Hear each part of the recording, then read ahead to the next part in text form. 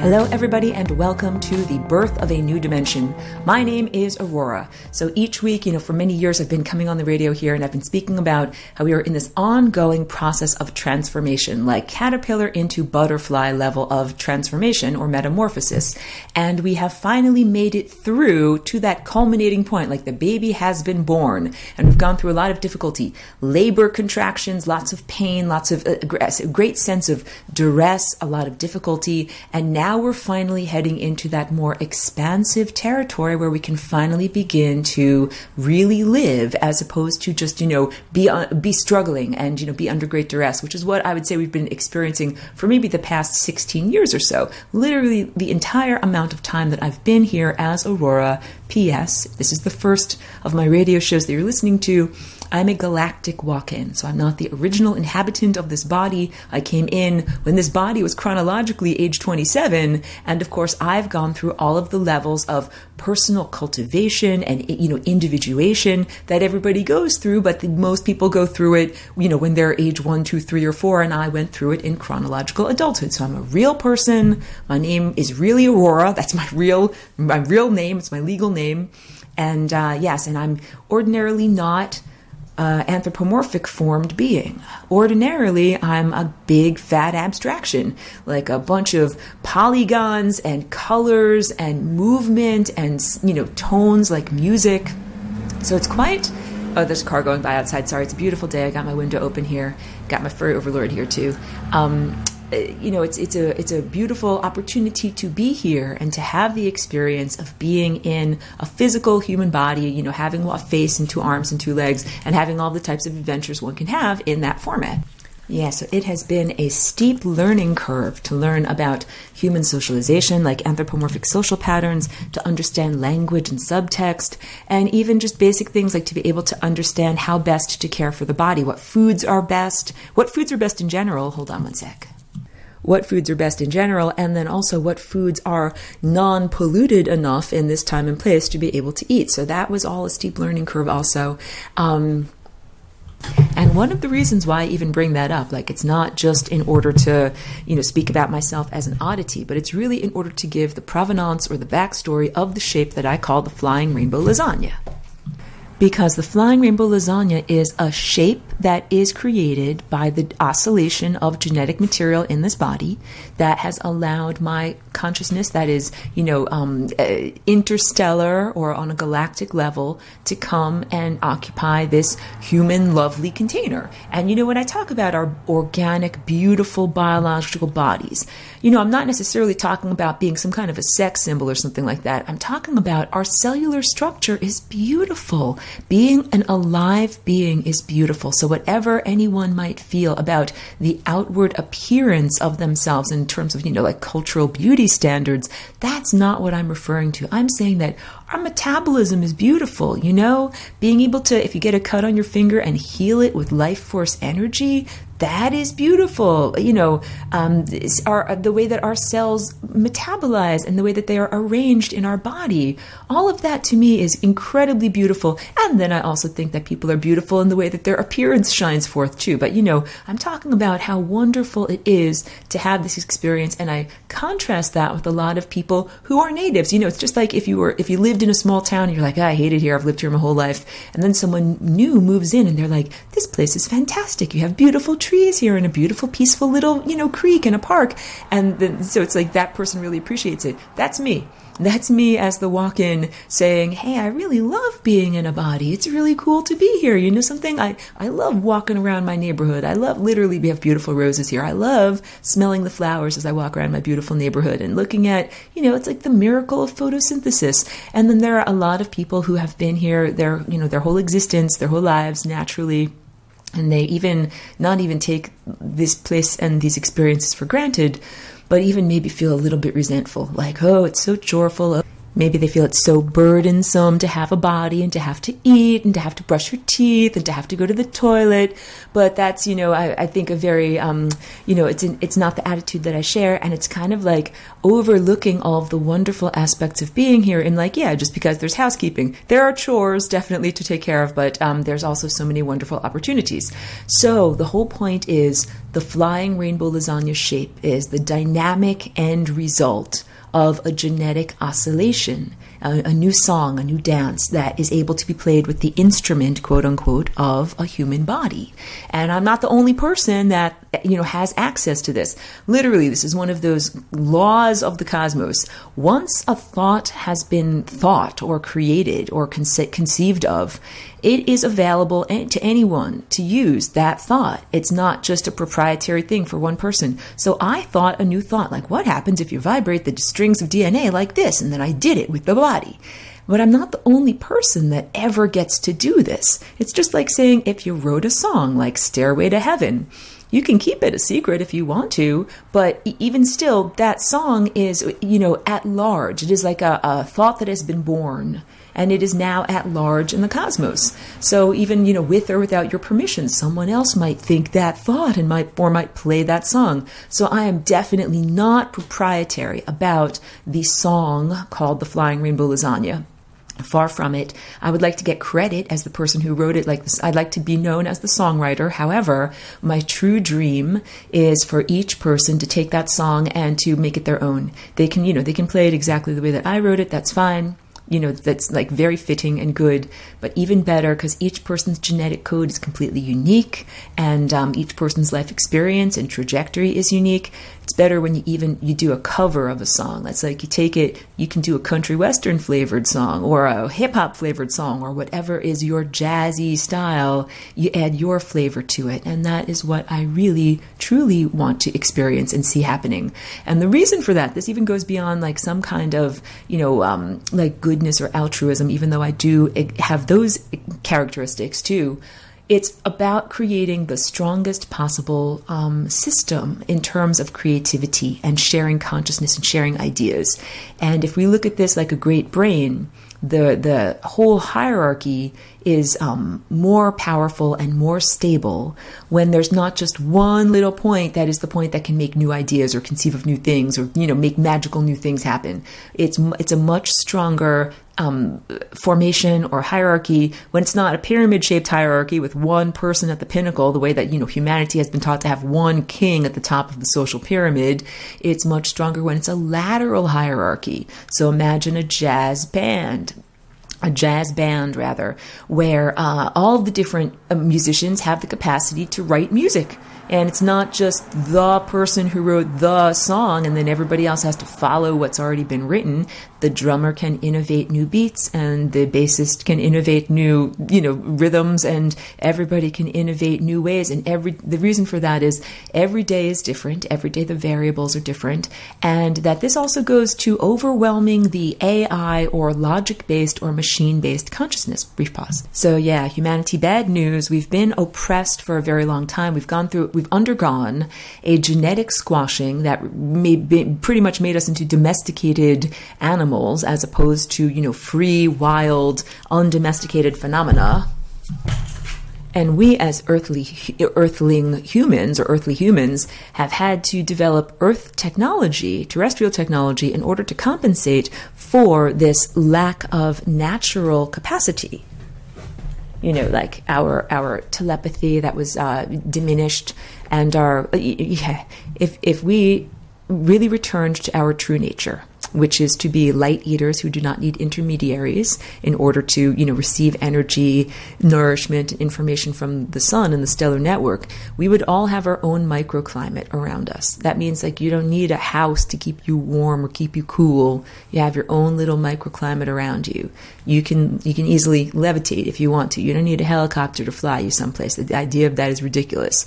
Or whatever, you can hold your breath forever underwater, or you can do things that would be considered and defined as superhuman. They are really our birthright. Or we could all say that we are all latent super people, supermen and superwomen, and that we are in this moment now of finally regaining access to, or gaining as if for the first time access to, these super quote unquote abilities that are really the foundation part of who we are. Because we all had these abilities in the time that is known as a mythological time. In this culture, the mythological time of Atlantis, or the time of the immortals. And literally that was when our genetic code was not degraded, death was not experienced.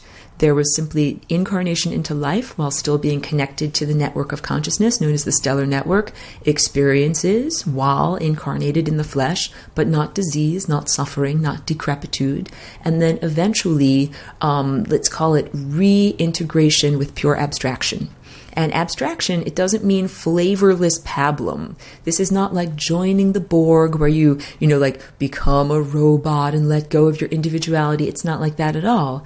You maintain your individuality, your sense of self, some of your real flavors and characteristics, but you don't carry a lot of emotional baggage. And that if you identify with your suffering and you say, I am this suffering, I am this emotional baggage, then you can't get through those tiny wormholes. You can't make it on that journey. So really what we're experiencing now at this level of our experience, or up until this point, after the squashing, but before this flying rainbow lasagna liberation, everybody's been in a process of refinement. Even the planet on a larger scale. But we've been refining the characteristics, refining out the characteristics that are the baggage, that's not who we really are, and aligning ourselves coherently, like a coherent beam of laser light, with the interior, true core values that we really are, and that's as an eternal being, not merely as a temporal ego. So that's what when I draw the time field, that's what I draw or paint. And it's been necessary for us to each, as an individual, kind of weed out from the personal garden of characteristics who you are not from who you truly are. And and when I keep saying like we're giving birth, it's birth of a new dimension, we're at that point now. So birth of a new dimension, this to me refers to, and I have a painting that I painted about this also, that final culmination when spirit and matter are no longer separated, and there's no longer this false distinction like objective materialism makes between the experiencer and the context that is being experienced. That really we understand that our minds directly affect and create matter, and that matter responds directly to our thought structure.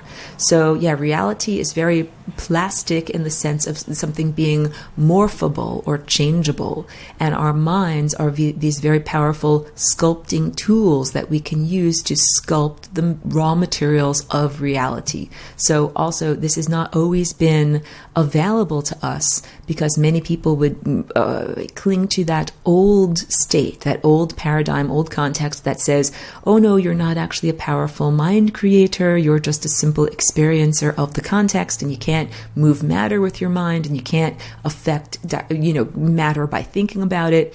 So it's taken a very long journey to get to this point. And so some of the bars on the cage were conceptual in terms of what was taught, like the official story of how matter behaves. And some of it also had to do with where we were in the time field. Because just like there are seasons on Earth there's winter time when you can't plant a seed. You cannot grow your garden in the winter. It doesn't matter if your seeds are really beautiful and if your intention is really strong. You put the seed outside, it's not the right time. And also if you try to grow a seed on a piece of concrete as opposed to the fertile ground of, a garden, that seed cannot grow. So over the past however many thousands of years, many humans have tried to create matter with their minds and be empowered, and it wasn't the right season. This doesn't mean it can't happen. It means now you have to say, is it the right season? And the answer is yes. That's what I mean by we have given birth.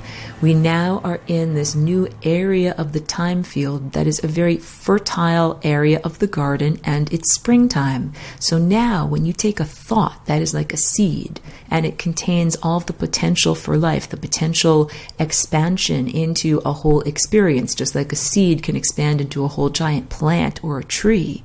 And you plant that seed, or you throw it into the vibrating field of the, force field of like space-time and consciousness, that seed actually grows now, actually germinates, it actually creates an experience. So each one of us necessarily has to refine our inner characteristics and drop the baggage, because you don't want to put all of that crap into your world seed. If you're identifying with your suffering and saying, that's who I am as a person, like all of these bad things that have happened to me, and that's who I am as a person, then that is what will go into a world seed and blossom forward and then make more fruits that will make more experiences that are just like that. As opposed to identifying with the true characteristics, the real tones, the real colors of who each person is, and not putting all of the false temporal, the stuff that happens just because you've been tumbling through time for so long. None of that should go into the seed or be written into the script for the next chapter of what is going to be experienced. The next chapter of what we're going to experience as individuals, as a planet, can be the most magical and what would some people would call utopian experience possible, because you can now create with your mind. If you can create with your mind, are you going to envision a world where children in impoverished nations have to eat off of a garbage heap in order to stay alive? I hope there wasn't too much noise out my window there, but yeah, no, I wouldn't use my mental energy to imagine a world where there's such extreme poverty that some children have to eat off of a garbage heap. And I wouldn't create a world where, there's sickness or death. And I wouldn't create a world where people are dehumanized. And part of the dehumanization, it's not just looking at someone as if they are, less than human. It is also the way that we've set up money earning and the way that we have given humans tasks to perform in order to earn that money. And a lot of things that people in this time and place just take as normal. That's just a skateboard going by outside. A lot of the things that people in this time and place take as normal, like what you just have to do and get a job in order to stay alive.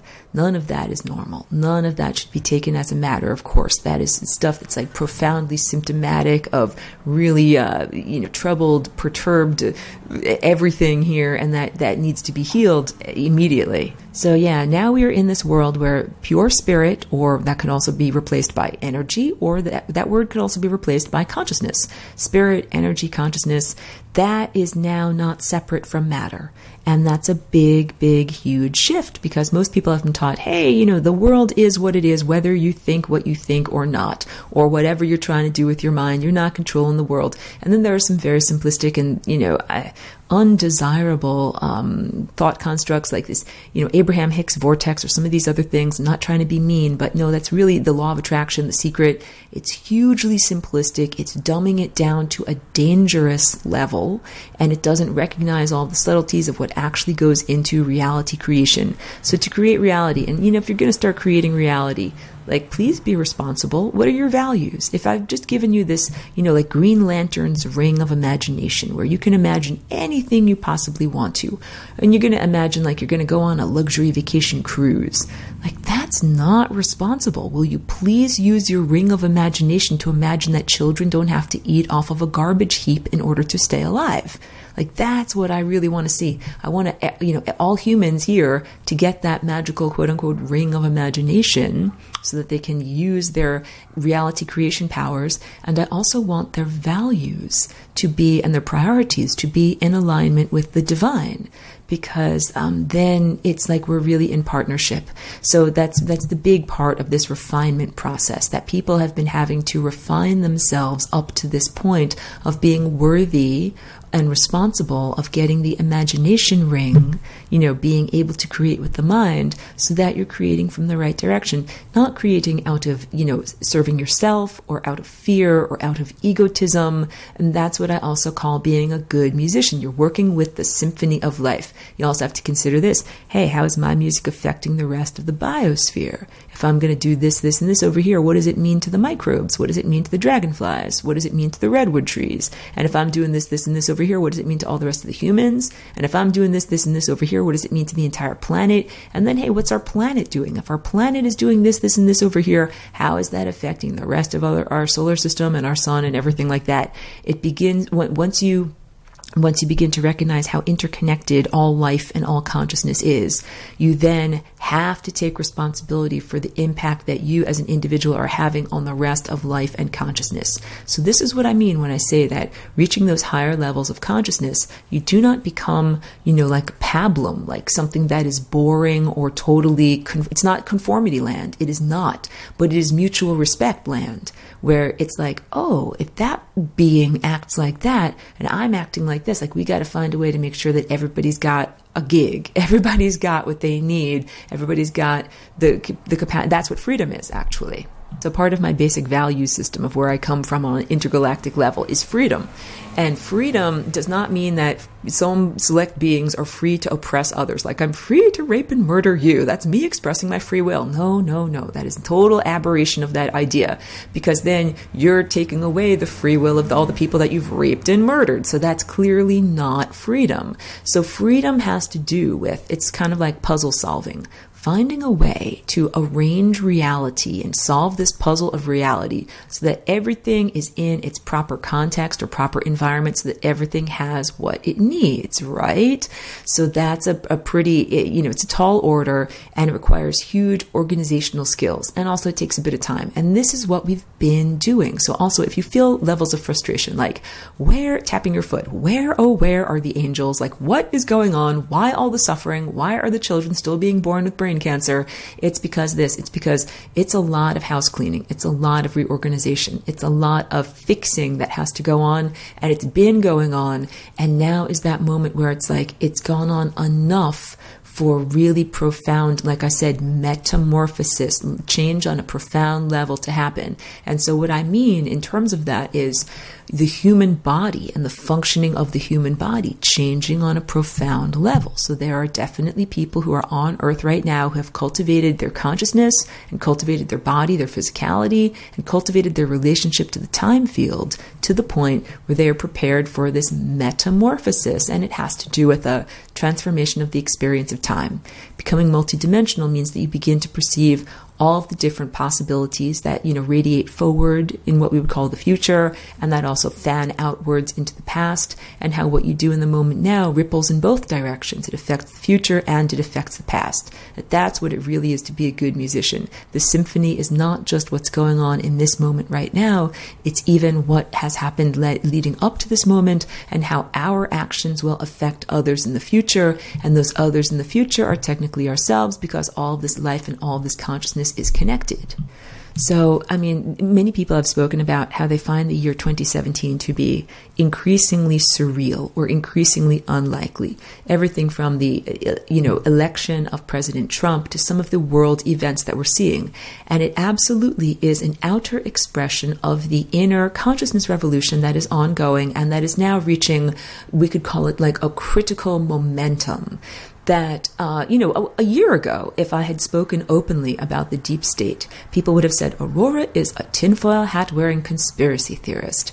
And now it is openly spoken about by, what are accepted, commentators and intellectuals of this society, of this time and place, who are not considered fringe dwellers.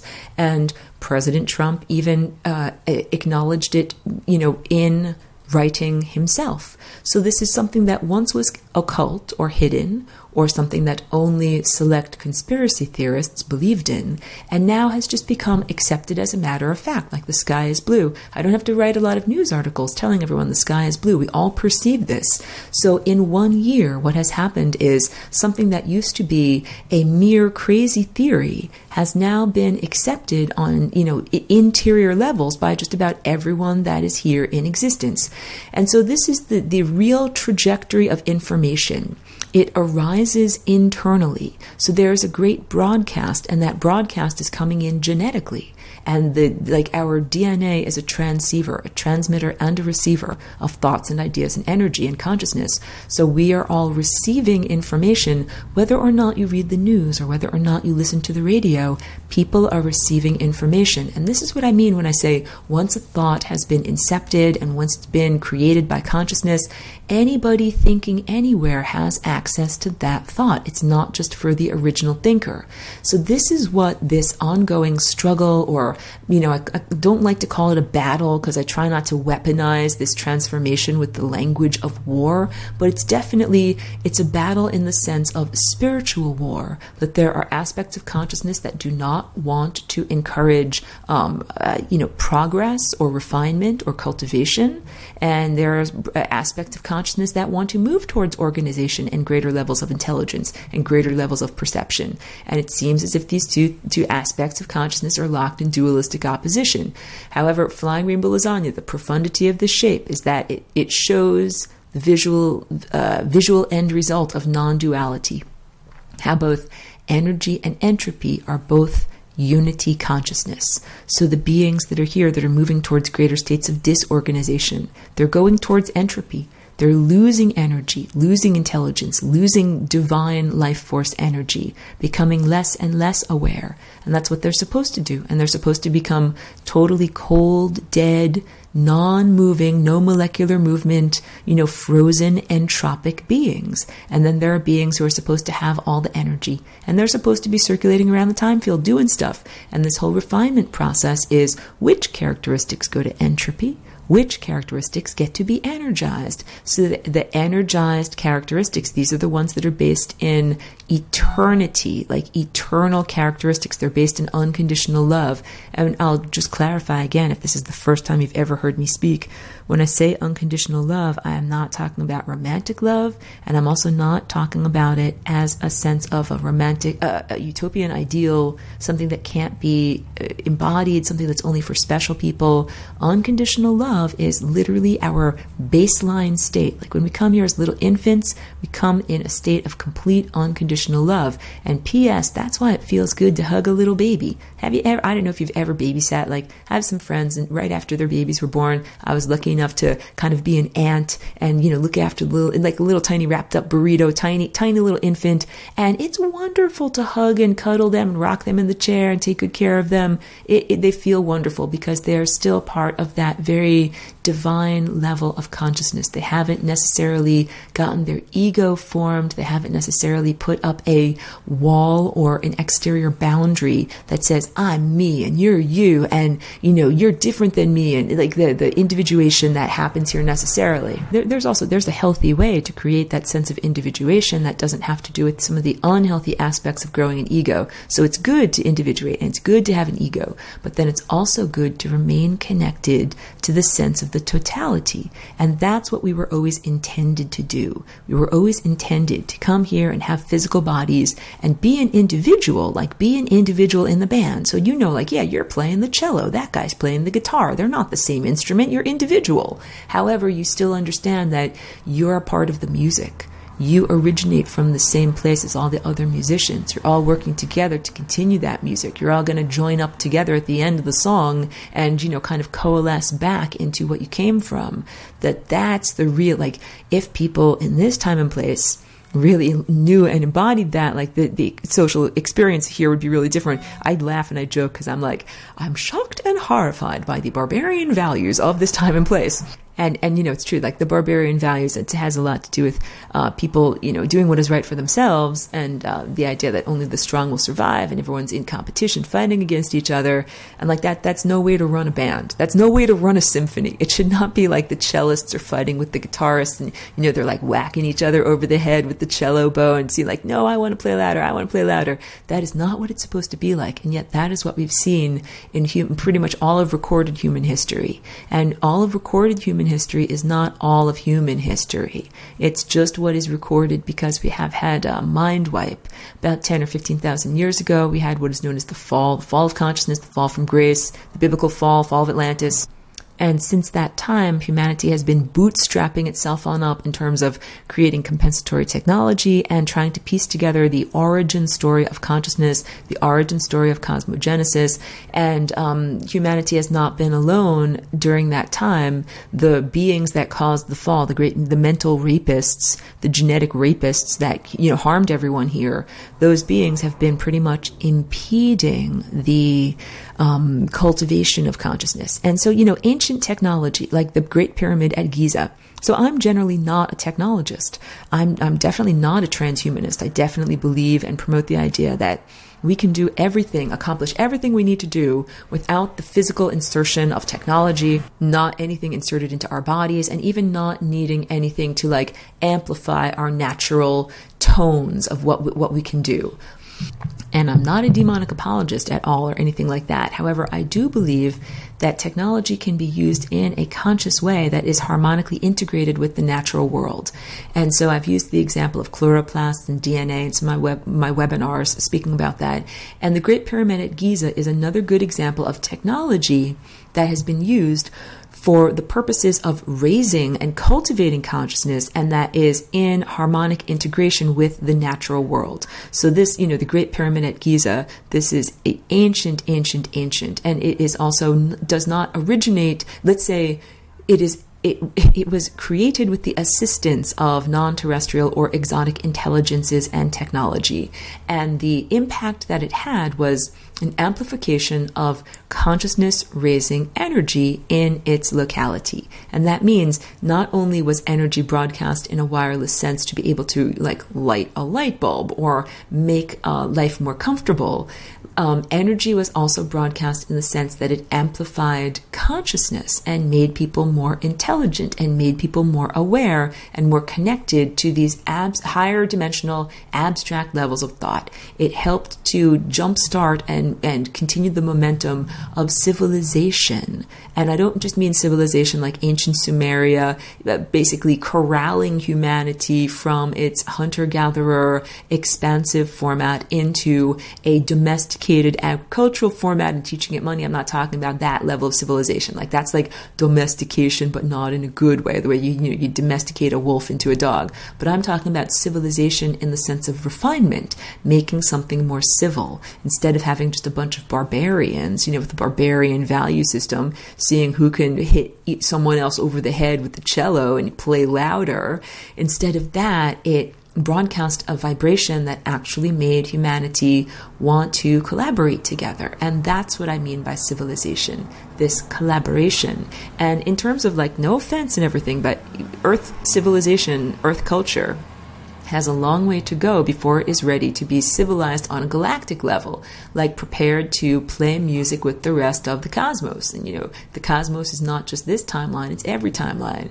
So humanity right now, no offense, because I know some cool people who probably would be really, good and everything, good musicians, respectful of microbes and, respectful of all of the players in the symphony, not just the loudest ones. But there are a lot of people who are totally unprepared. They're hugely egotistical. And when I say egotistical, it's just they would only want to do something if they could be the center of it all, if they could be the divine God, if they could be the chosen one, if they could be in charge. They're not interested in being, a part of the whole symphony, and being that attitude does not fit with the rest of the music. And that's also the type of egotism that says, I, as a human, crawling with human and earth-centered microbes, am allowed to jump in a clank metal spaceship and fly to another planet and infect or infest that planet with all of my microbes, that I'm allowed to do that.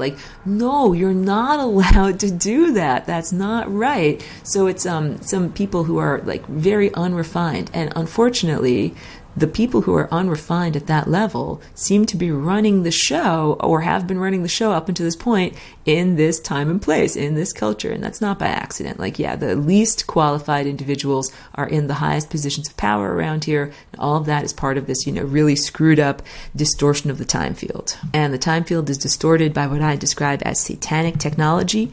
And when I say satanic, I'm not talking about anything from the, Judeo-Christian Bible. I'm talking about actual space races, actual various species of non-terrestrial life forms that require technology to be alive. And some of them are really, technological, they have to be downloaded into a hard drive. Some of them are on that level. They don't even have bodies.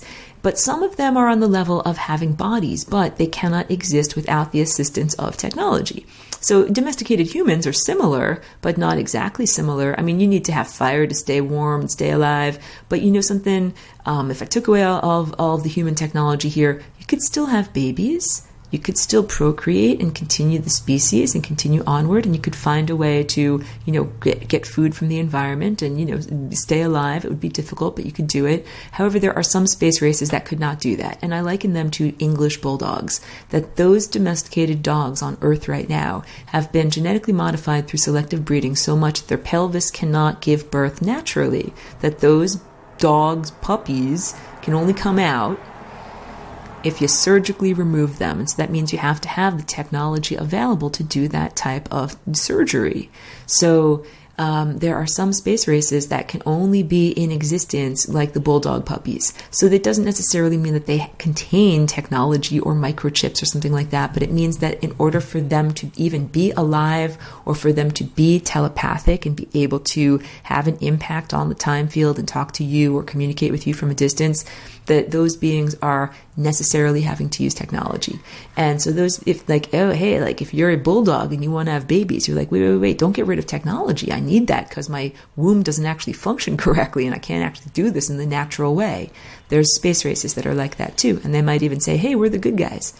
We're the good guys. We don't use technology except, this, and this about us relies upon technology. And that means that we don't actually want to get rid of all technology because we still need this, and this in order for our species to continue onward. It's really necessary to be more sophisticated in terms of our estimation of various space races because there is this kind of tendency here on Earth with the huge Stockholm syndrome that's been going on. Humanity got raped. And then humanity also has a tendency to worship its rapists as gods because they programmed that in the huge genetic vulnerabilities. They programmed in that they're like the hackers that can now come in through back doors. And when they come in through back doors, they're like, I'm a god. Listen to me. You are a lowly human. And it's all programming. It's all very, very false. So some of those same beings that, like to come into humanity and they say, we're angels. We're really helpers. We're good. We're this, we're that. They're only like partially helpful because they don't really want to get rid of technology because they rely upon technology in order to continue their existence.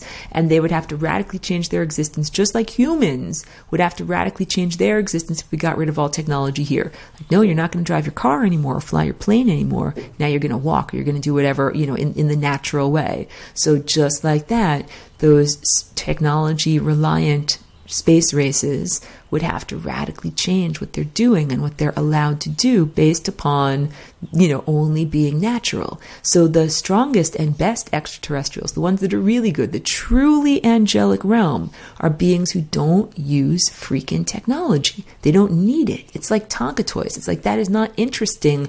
They are way more powerful than anything that requires Tonka toys. And that's what I'm connected to. So that's what Flying Rainbow Lasagna is. It's not a technology, or it's a technology in the sense that an idea or a concept can be a technology, but it is something that you can apply to your biology or to an energy field, or like a magnetic field like Earth's magnetosphere, or any toroidal energy field, something that's created by a Rodin coil, or what some people call a Tesla coil, or can be created using the time field, just the flow of time. So that's really different than a clank metal spaceship, and it takes some level of intelligence and sophistication to even be able to perceive the Flying Rainbow Lasagna and then understand its value. So I've been here for 16 years and I've been trying to tell all humanity about it for the whole time. When I first got into this body, I was not articulate. Like being on the radio like this and speaking with my mouth, I call it flapping my moving mouth parts. That is a miracle that I do this all the time, because when I first got here, it was incredibly difficult for me to express myself through words. So part of that was because of neurological damage, and it took a long time I call it rewiring, but now I know the word is neuroplasticity. So to be able to learn in a new way how to make my brain connect with my mouth and express myself through words, well, that was a long challenge. It took a couple of years, and during that time I did tons and tons of artwork, and I made lots of drawings, and they were like diagrams that I would show to people, and I would think like, this is really communicating the ideas that I have about Flying Rainbow Lasagna to them, and they would just be like that is a pretty picture. They would think like those are like flowers or something that you're drawing, and I'm like, they are not understanding what I'm trying to say to them. So then I started to have to be like, okay, I got to download this operating system. I got to download this app called Language. I got to, I didn't think of it in that way. I'm putting it into those terms now so that I can be able to effectively communicate with other people and share these ideas. Because it's one thing to have ideas inside of you and carry them around. It's like having inner treasure or whatever. And then it's a totally different thing to be able to express them and share them with others and give them to other people's minds. And the whole reason, as I said, I want to do that is because it becomes a stronger system when you have a lateral hierarchy and more variables. So the more people that learn about the Flying Rainbow Lasagna and understand that they can rearrange the possibilities of their life, that they don't necessarily have to die, Hey, that's a big one. And I'm not trying to make fun of people that have a faith or are part of earth religion, but there's a lot of stuff in earth religion that is not logical. And part of this one that says you have to die in order to be immortal, like you're going to die, then you're going to be resurrected, then you're going to be immortal. That is not logical to me. It's like saying in order to stay on the road, first you have to crash into the guardrail and drive off a cliff, and then you get to drive down the middle of the road. Like, no. The way that you stay on the road is by staying on the road. The way that you are immortal is by not dying. And so again, I'm not making fun of religion. And in some of my videos, you might see me wearing the symbol of a cross on my necklace. And that's because the Christ consciousness is real. Like, even if the church is distorted or corrupt, like earth religion around here, it's not only like that ain't right, like they don't understand. It's not just like an innocent, misunderstanding. It's like malevolent, intentional distortion. And again, I'm not trying to make fun of anybody's religion, but all the things that have been co-opted or hijacked or hacked about God and divinity and Christ consciousness, like that is like to turn people off, to make them think that it's not real. God is very real. God is super real. And the idea of Christ like a larger meta or overarching entity, a larger viewpoint that is made of the mosaic of many different individual shards of consciousness that are, our individuated viewpoints. That's also very real. And that's what I mean when I say you join this collective, but you don't lose your individuality. Each person has their own viewpoint. Each person has their own individual dance and their own individual energetic signature. It's supposed to be that way. It's not supposed to be conformity land. It's not supposed to be cookie cutter, like everyone is shaped the same and everyone's a robot who goes in the same direction. The real genius of freedom is recognizing and accepting all of the individuality of all of the different consciousness specimens and putting everything in its right place. It's like solving a puzzle. It's like solving the world's most big, complex, and juicy and fun Rubik's Cube. And it's like, okay, maybe if we put this over here and put this over here and put this over here, then we'll get everything fixed up. Because, hey, there are some organisms, like there's these radioactive spiders that live at the bottom of the ocean and they eat sulfur that comes off of, underground lava vents. That's a really specific context for that particular organism. So what we didn't have to do was change the entire surface of Earth in order to make it like a giant, magma lava field so that these one set of spiders could live there, because then you couldn't have fluffy bunnies. Where would the fluffy bunnies live? So what happened is we made different areas. There are different contexts. The radioactive spiders can live in the bottom of the ocean, and the fluffy bunnies can live in the green field, and everybody gets to be happy, and that's called true freedom.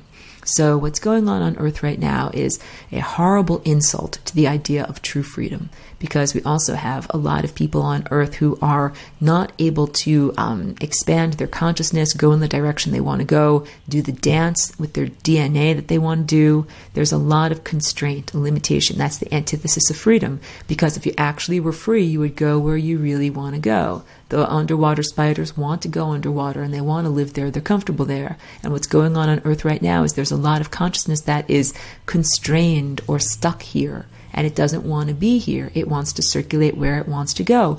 That's solving the Rubik's Cube. So I speak also a lot about energy and entropy, that there are some levels of consciousness, some aspects of consciousness, and some characteristics that should go into entropy, that they get set free by being brought into a totally cold entropic state. And some forms of consciousness need to continue on their journey, like some of the beings that are stuck on the interstices, on that meniscus, that membrane between worlds. They're like supernatural residue, like a ghost or something that's been a residue of a person's life. That's the ego that should have been resolved a long time ago. And that's just like, there are some that are just, ordinary ghosts. They're just hanging around. Then there's some ghosts that exist because of profound trauma, like people have been murdered or raped, and that aspect of themselves is still hanging around because they didn't get to resolve that, the difficulty, the suffering of, how they were killed. And all of that needs to be resolved in terms of solving this big giant Rubik's Cube so that everything goes where it needs to go. The Flying Rainbow Lasagna is one of those tools that we can use to solve this Rubik's Cube. Because what it means is, you're able to bend the fabric of space-time and consciousness and vibrate membranes as if they are porous. So if it used to be like, oh, like I'd love to move this particle A across this membrane over here into area B so that I could solve this puzzle and everything would be where it's supposed to be, but I can't because there's a big fat wall there. There's a membrane there. There's something that separates it. And that separation could be time. It can be like, oh, I'd love to move this thing from the past into the future, but I can't because there's this big giant wall of time. That means that I'm not allowed to do that. But what if you can bend space-time and consciousness and jump over that wall of time? And then you can be like, oh, I'm going to take those consciousnesses or particles from the past or whatever stuff I want to take from the past, and I'm going to connect it to this stuff that's technically in the future. And then what we're doing is reweaving the time field in order to create these benevolent harmonic patterns of consciousness that actually solves the puzzles. So that's what I do with the Flying Rainbow Lasagna every day. It's a physical dance that I do with my body, and it's also a non-physical dance that I do like in the sense of energy or vibrating my DNA. And it's also a consciousness dance because what I'm doing is envisioning or imagining or emanating with the movie projector of my mind the solutions to the big, giant, fucked up Rubik's Cube of life, pardon my French.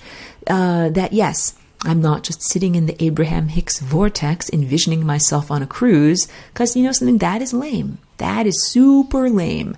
Because you can be on a cruise, you can get your wish, be on a cruise, be sipping champagne on some kind of, like fiesta deck of the Love Boat. I'm trying to think of something silly. And there's still babies that are being born with brain cancer, and there's still children that are eating off of garbage heaps in impoverished nations, and there's still the vaccine agenda, and there's still chemtrails, and there's still all these other things. It hasn't solved anything. So what a silly waste of reality creation energy. It's like painting a painting of, like whatever, a decorative vase of flowers, instead of painting a painting of a banquet of food, which is what you really need. So in terms of reality creation, let us all focus our consciousness and what we can do with our minds and our imagination on real solutions. And when I say this world is a hellish realm, it's hellish because of the way that the energy here has been misappropriated. It has not been properly structured so that the energy can be physical energy like heat or electrons, but it can also be the consciousness energy of money or attention. That sometimes the money and attention in this time and place are being focused on completely the wrong things. And if they were just focused on the right things, this could be a heavenly realm. So it's basically like saying we've got enough energy, we've got enough money, we've got enough. We are abundant, but it's all being misappropriated and concentrated in the worst possible ways. It's totally out of balance, and it's not only not sustainable, but this is not the original divine plan. And this divine being, this divine larger entity, is not some far away, distant, uncaring, like asshole. It's a real, caring, living being that is intimately connected with our own struggles.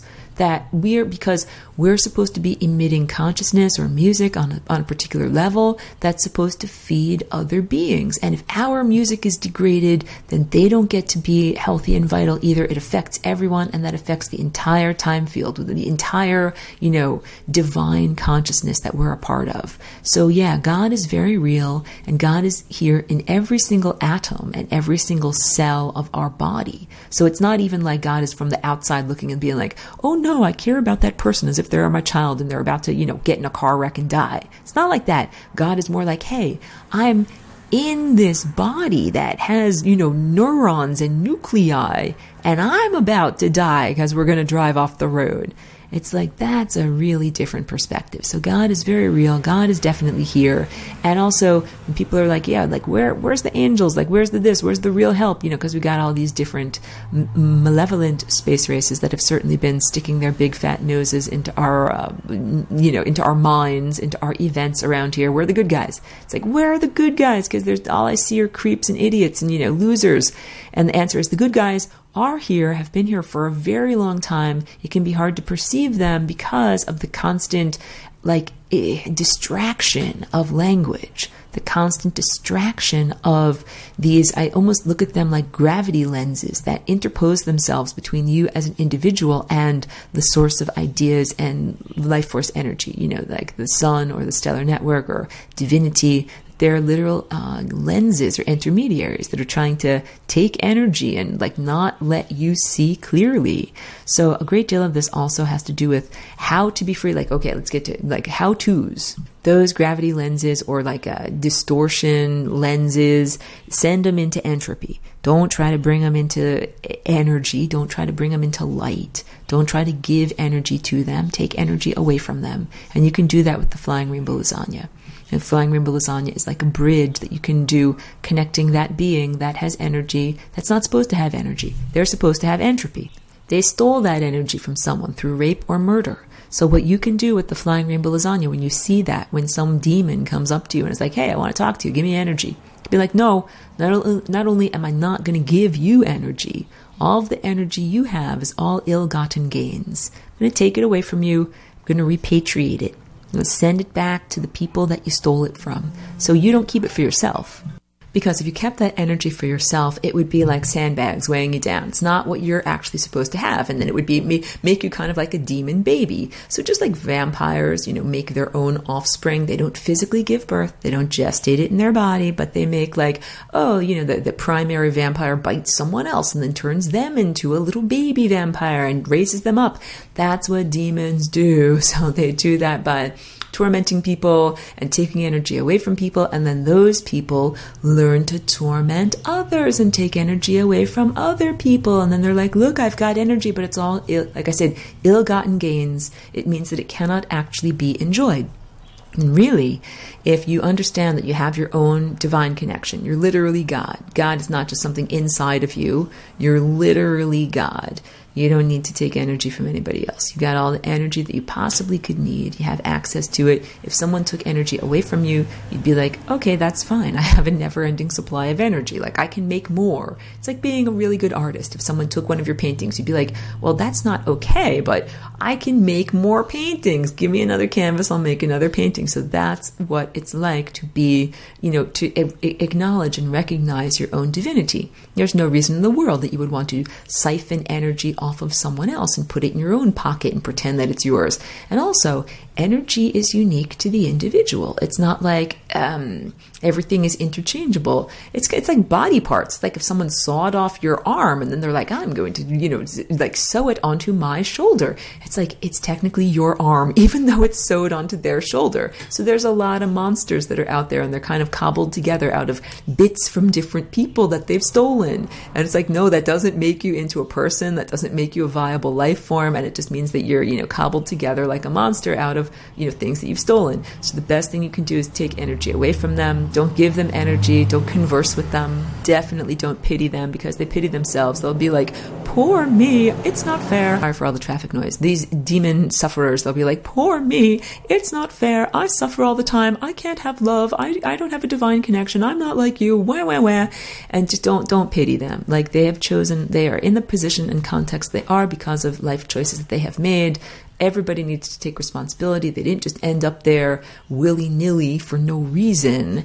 Like if our world were fair, like right now we have people who are homeless, who are beautiful people, who are really valuable and special, and they should not be discarded. They should not be on the streets. But if our world were fair, the people that would be homeless would be the people who have the worst personality characteristics. Like, these interdimensional losers are like homeless in the cosmos. And they're homeless because they're horrible people. They're not homeless means they don't have bodies. They're not supposed to have bodies. They're not supposed to act through bodies. They're totally, like gross and disgusting. They're not supposed to be in existence. And so the best thing that you can do is take energy away from them. This is cosmic house cleaning. So each day I walk around my neighborhood. I got my beautiful little dog. We go on a nice dog walk. And I, when these occupiers of the interstices, the peanut gallery, they try to harm me or whatever. They try to, intrusive thoughts or, like emotional attacks or any kind of abuse like that. Oh, I send them to entropy. Like while I'm walking around the neighborhood in the beautiful sunshine, I'm trying to say it's something that you can do without even breaking your stride, without even losing any amount of joy or any amount of time. You can just keep on going on with your joyful activity and at the same time, imagine with your magic wand, boom, taking away the energy from that guy and sending it back to the people that they stole it from. And the more, this is spiritual / consciousness-based warfare, but it's also development. I've been keeping on saying we're like giving birth, not like we're in a war. And what we're doing is house cleaning at this point, because now we're able to actually use your magic wand, your imagination, your mind, your reality creation to really affect reality. So if you can really affect reality, you don't have to sit around, being abused by horrible demons. Now you're in the area of the time field where you can do whatever you want, and you can do house cleaning, and you can send all of those beings into a state of entropy with whatever you consider, your magic wand or your ring of imagination or whatever empowers you. You have that. That's your inner eye. That's your, when people say imagination, sometimes they think it's like thing that is not real. But when I say imagination, I mean your magic wand, your thing that you use to make things happen in life. And it's also the strongest muscle that we have on our body. That with your imagination, you can literally, perform miracles, do things that would be considered totally impossible on the physical level. This is the level of reality that we are moving into. So now we're moving from the mundane into the miraculous. And that is this birth, that we are being birthed from our mother, which is matter. Mother and matter have the same root word. And it's the idea that physical embodiment here and dealing with physical hard-edged objects has been the womb that we have been growing in terms of consciousness. And just like a little baby eventually gets born, comes out into the world, we as consciousness are being born, or from that potential and gestation zone of being stuck in physical matter, like a baby stuck in the womb, to now we are much more expansive. When the baby gets born, at a certain point it's too big to stay inside of mama anymore. It has to come out. And then when it comes out, all of a sudden it can really stretch out, and it can start to learn to crawl and walk around, and it can start to explore its environment. That's what our consciousnesses are at this point of doing. So when I said 2017 is like this wild, unlikely year of surreal events, those events are the outer expression of our inner collective transformation. And I see huge, wonderful symptoms of healing in the sense of revealing political corruption and revealing how political corruption is tied to rape, murder, and sexual abuse of children. It's a dark topic. I know when I bring this up, it's like hard for some people, especially really sensitive, emotional, beautiful, good people, to listen to this conversation because it's so truthful. But yeah, the whole reason why we have an economy goes back to ancient Sumeria and these different gods that decided they're not real gods. They decided to set themselves up at the top of a pyramid-shaped hierarchy, and they're going to create the banking system. And they've been controlling humanity, for 5,000 years or more by doing that. And that this is really this time of transformation. And those beings have, exacted a huge toll in terms of the energy that is derived from rape and murder and sexual abuse. Like, I can't even put it into any starker terms, but humanity, you're like a bunch of mammals, and there are literal reptiles eating your babies. And the mammalian imperative or prerogative is to protect the babies. That's different than a reptile. Reptiles have like 10,000 eggs, or, they're just going to have a huge amount of offspring. They kind of leave them behind. They're like, fend for yourself. Do your own thing. I ain't going to give you, food from my body. That is not what reptiles do. And mammals are like, I'm just going to have 1 or 2 kids, and I'm going to really, really take care of them. And you're supposed to really take care of and protect your kids and not let reptiles eat them or vaccinate them or any of the things that have been going on, sacrifice them to ancient gods. So yeah, parents need to step up and not allow reptiles to eat your babies. Have a wonderful day. Thank you.